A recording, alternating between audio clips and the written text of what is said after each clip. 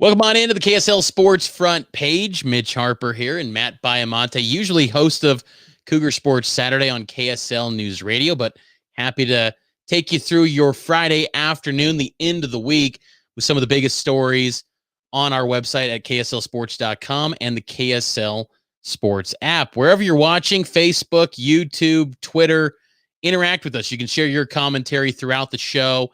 We can see the comments rolling in, so appreciate that and do that. So, Matt, we got a lot to get to. Utah State football, BYU football, Utah football, a rivalry game in basketball. A lot to cover today. Yeah, and as you can see on the screen, this first story is not the type of stuff that we like to discuss here on the front page, but it's newsworthy. And multiple confirmations, including a confirmation from KSL Sports that Utah State is indeed opting out of playing their game against Colorado State. And it all stems from a Zoom call that the Utah State Leadership Committee had with school leadership. They were advocating for their interim coach to remain the head coach, and concerns came up about his religious affiliation and being a Polynesian man as well. And because of that, the players are rightfully, and I want to emphasize that because I believe that they're doing the right thing in this situation. They are rightfully opting out of playing this game. I think the season's over for Utah State. The season is done. It was a tumultuous season to say the least, Mitch. And this type of thing could linger, and it could affect the next head coach. And now you wonder, because they just recently reached an agreement with Arkansas State coach Blake Anderson, and now does he want the job? Are the players going to even accept him and his staff? Because we've seen this before where a new coach comes in, Mitch, and there's not buy-in, and it's ugly from the get-go. And this is a horrible situation. I don't want to be too harsh here, but this is not good up in Logan, Utah for the football team. Yeah, it's a disaster. You could probably say it's a dumpster fire right now with what's happening with your upper administration, school president raising questions. That's troubling. And this was first reported by Watch Stadium's Brett McMurphy, who got a statement from the team, and again, KSL Sports has confirmed it. But the statement from the team said Utah State's players have opted out of Saturday's game at Colorado State because of comments by University President Noelle Crockett on Tuesday, voicing her concerns about interim head coach Frank Maile's religious and cultural background. The stadium, again, is learning. KSL Sports has confirmed that. So it's a mess situation at Utah State. The season finale against Colorado State, it's not happening. They were scheduled to fly out of town right now at 4 p.m. Mountain Time. That's not happening. So Utah State's season has been as wild as it gets up in the Cache Valley, from starting off the season, just taking some beat downs against, Mountain West foes, then a head coaching change with Gary Anderson being removed, all the issues with Jason Shelley at quarterback. It's been a mess. They've only had one win this season. That was against a really bad New Mexico team. Frank Maile, the interim head coach, has done everything that he could to make that situation a positive experience for everyone involved in the program during these tough circumstances. And it's just been a mess. I mean, and you're thinking, like, college football can be a grind when you're not winning to begin with. Then you add the element of testing all the time, 3 tests a week, the PCR testing. I mean, that's just, you're not playing in front of fans. You're not playing in front of family. That's a grind. And 2020 has taught us that we got to be mobile and adapt. And these players have done everything they could to do that. And it seems like they wanted their interim head coach to get a fair crack at this thing. And apparently there was issues, according to reports from Utah State's upper administration, starting with their school president. And there's been reports, nothing official and announced from Utah State, that Arkansas State head coach Blake Anderson going to be the next head man in the Cache Valley. But I think you bring up a good point. I mean, does he look at this situation now and say, whoa, I'm backing out of this? He's already resigned at Arkansas State. The school has announced that down in Jonesboro. But still, I mean, maybe he looks at it and goes, I'll just take the next year off, ladies and gentlemen. It's an interesting dynamic we got going on here. And this is the dangers of firing a person mid-year, because then if the players love the interim coach, then you have this pressure of the players love this guy. Do we have to extend this guy? And I'm happy for Frank that he got the opportunity. But and I should also say I'm not privy to all the information as to why Gary Anderson was let go mid-year, but I've never been a fan of letting people go mid-year because so many things can go south as we are seeing up in Logan, Utah. So just a mess as to what's going on in Logan, and we'll have to monitor that because do a bunch of people transfer? I mean, man, this does not affect just 2020, Mitch. This is going to affect 2021 and maybe beyond, depending on who leaves the program. So just a sad situation up in Logan, Utah. Yeah, I mean, but to raise questions about religious and cultural background is being reported. I mean, Frank Miley's a member of the Church of Jesus Christ of Latter-day Saints and a Polynesian man. I mean, you should never raise any questions about anyone's religion or anyone's cultural background, but for that to be a hang-up, it's not a good look, especially with how predominant, the LDS church is in the state of Utah, one, and two, Polynesian football players and coaches make up a huge number of the coaches and players in the state of Utah, both, BYU, Utah State, Weber State, Southern Utah. I mean, you look across all of college football nationally, Polynesian people are making a huge impact in the game of football. And for that to be a concern, it's just a terrible look. And it's going to have to be something that we'll obviously be tracking further at KSLSports.com and on the KSL Sports app as well. So you can go read that full story up on our site. We're going to shift gears a little bit over to the hardwood. Big game coming up tomorrow. And I know that, BYU and Utah, when it comes to football, is always a huge game, no matter what. But basketball, it's got this weird dynamic where I think people are kind of like, depending on how good the teams are, they'll be all in. But ever since the two teams switched leagues, BYU WCC, Utah Pac-12, it always is being played in the month of December. And I don't know if there's that sizzle and that juice that you see in the football games, but this should be a pretty good matchup tomorrow afternoon, 4:00 tip at the Marriott Center. And last year's game was awesome. I mean, BYU looked like they were going to blow Utah off the floor, and then Yoli Childs gets injured, and Utah gets the game into overtime. Alex Barcelo, that guy on the screen, had a chance to win that game, didn't do so, and man, he has been fantastic for BYU this year, Mitch. Problem with BYU basketball right now, there's a few, but I think the biggest one is who's going to be number two? Who's the guy day in and day out that you can rely? Because right now, Alex Barcelo, you can rely on that guy. He's bringing it game in and game out for BYU. But who's that other guy? Matt Harms was fantastic against Boise State, but he hasn't been reliable each and every game to this point. And maybe that's just a byproduct of him being a transfer and still getting used to the system and everything. But BYU is desperately looking for a number two because last year they had three reliable guys. You know that you were getting TJ, Jake Toolson, and Yoli Childs game in and game out. Right now you've only got one. And so Utah, Timmy Allen, he's a good player for Utah. They've got some good players. It should be a good game. And I'm really interested to see, is Matt Harms going to follow up that Boise State game with another good game and maybe be that number two for BYU? Yeah, I think that, to answer your question, I think that it's got to be Harms, and I think it will be. I think that, Mark Pope kind of called him out a little bit in the post game after the Boise State game, saying like, hey, only 10 field goal attempts against an undersized Boise State team. That's not going to be enough for you. You should have had 30 attempts. I mean, he should have been dominating in the post because BYU's running a lot more high-low this year.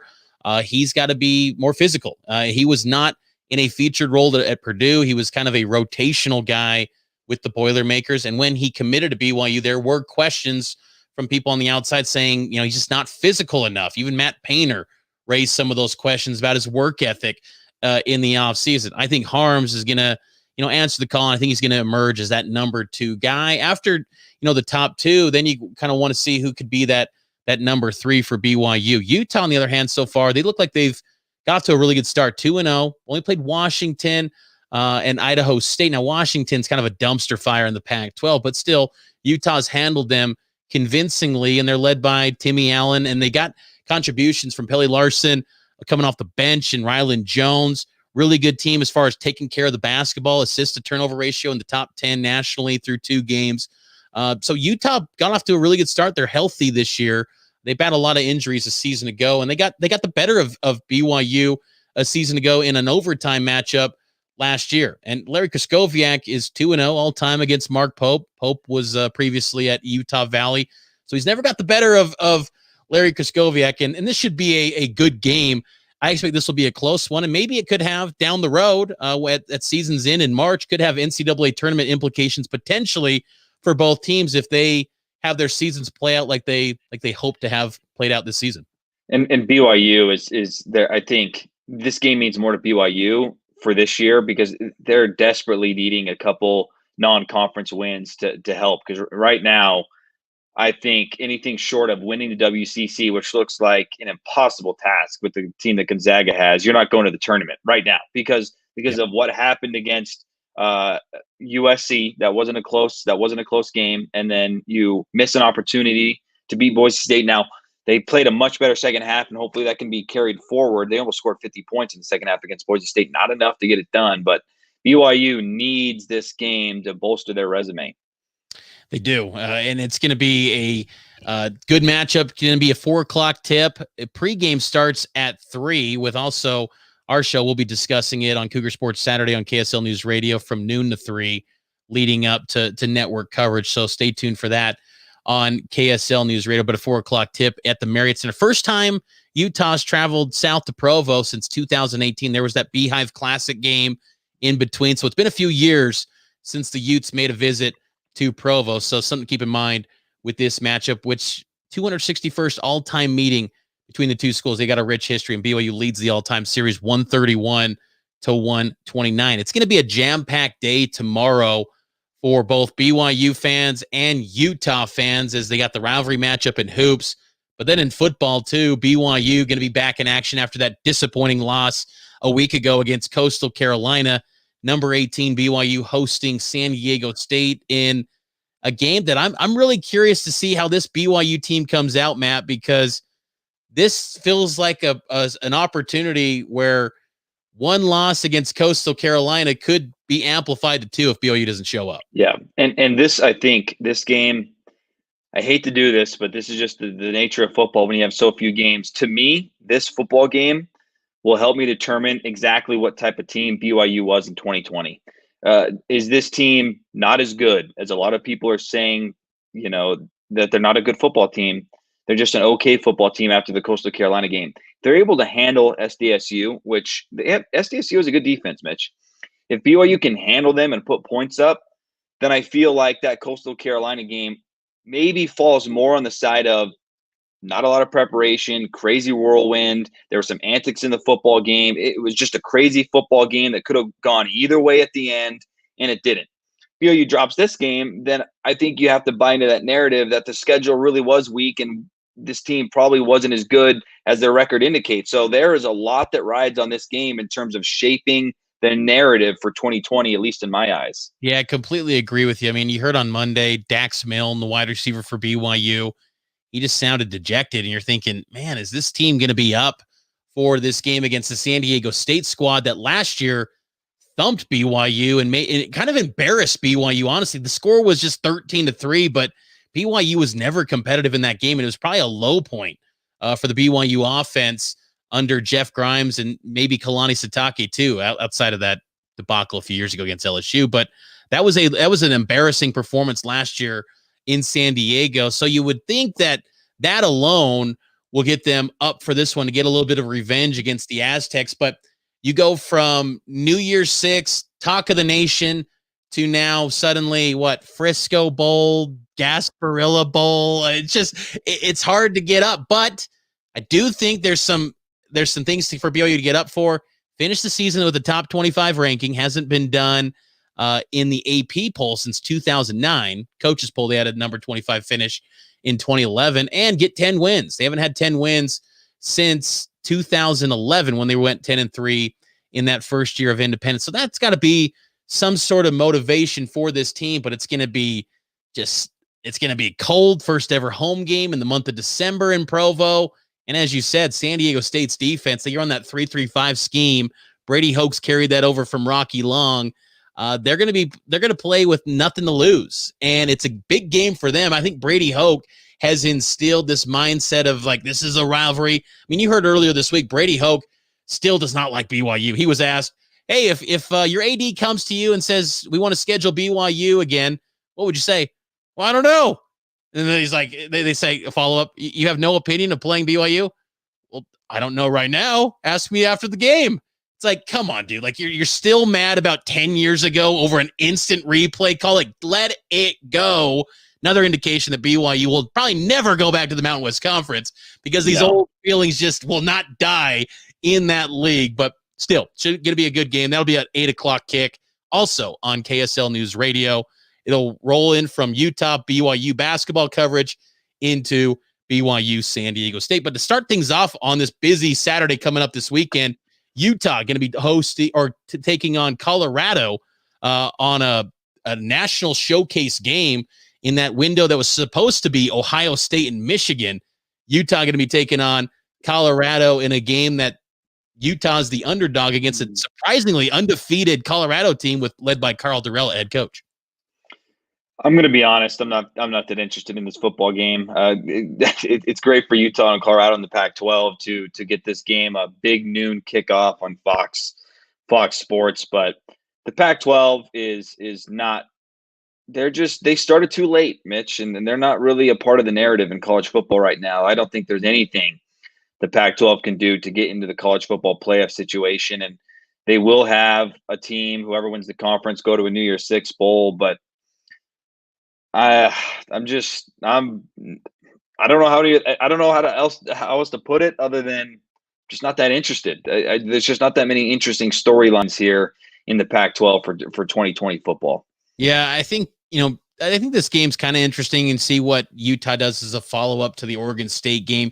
Utah hasn't done well in second halves this year, especially in the fourth quarter, because they let an Oregon State team with their backup quarterback, some backup running backs, kind of push them to the wire. Now, this is a young Utah football team, and they're going to get better, and I think every game and opportunity they get to kind of get reps and just get some playing time will benefit them in hopefully a normal season in 2021. But, Colorado is interesting in the fact that they're 4-0, and they had head coaching hire in Carl Durrell, where everyone, including myself, I thought that is a terrible hire. I mean, he was not that great at UCLA. He hadn't coached in nearly more than a decade in college football.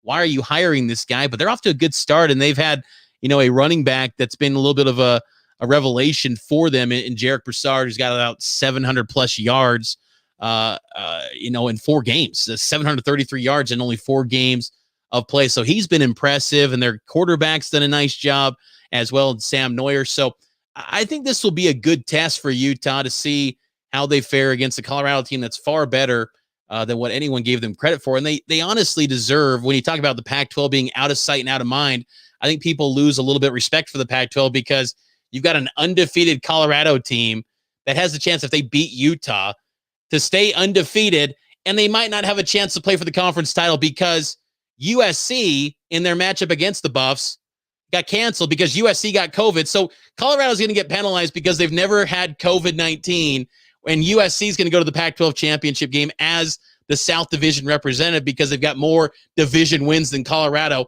That's why the Pac-12 loses respect. I mean, if you had that situation, an undefeated SEC team not going to a conference title game, you would literally see towns in the SEC burning to the ground. They would be protesting, Greg Sankey say, get our team in the conference title game. Pac-12, it's just kind of like, just out of sight, out of mind. That's a problem, I think, for the conference because these type of games, when you do have a national spotlight, you want a lot more interest. You want a lot more intrigue rather than the narrative being, well, this is an undefeated team that didn't get a chance to play for its conference title.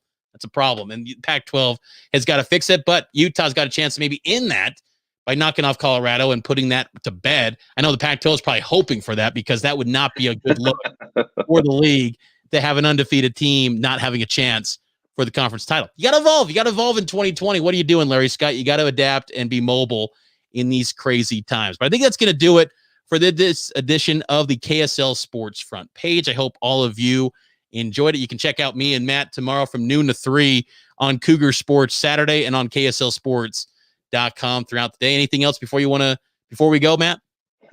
I'll tell you what, I think one of the games I'm most interested in is on Sunday, which has a BYU tie, Saints and Eagles. So who would have thought that it's going to be Jalen Hurts versus probably Taysom Hill? The Saints haven't ruled out Drew Brees, but why would you even consider doing that? You have one of the league's best defenses. You're going against a first-time starting quarterback in Jalen Hurts. And Taysom Hill, there was an article written by Jeremy Moss, and this is high praise. You know this more than most. Scott Mitchell, I think, has come around on Taysom Hill, and he had some high praise for Taysom. Was really impressed with his accuracy and his leadership. That's a former NFL quarterback praising Taysom Hill. I think if Taysom can have another good game against Philadelphia, he's sealed his fate in a good way as being the starter next year. Now, he'll have to continue to produce, but I think that he's done almost all you can ask for. Maybe not take care of the football. He's got to be a little better there, but he's done enough, I think, to earn the starting job next year. Yeah, and ultimately he's winning. So that's what it's always going to come down to in the National Football League. So good luck to Taysom. Good luck to all the locals in the NFL coming up this weekend in what will be a jam-packed weekend of local sports action. So again, download the KSL Sports app, and you can get all the coverage from on location, everywhere in between. We'll have you covered for all these sporting events taking place over the weekend. So we'll be back here on Monday. Make sure to like the Facebook page, subscribe to the YouTube channel, and follow us on Twitter to always be able to watch this KSL Sports Front Page Monday, Wednesday, and Friday every week at 4 p.m.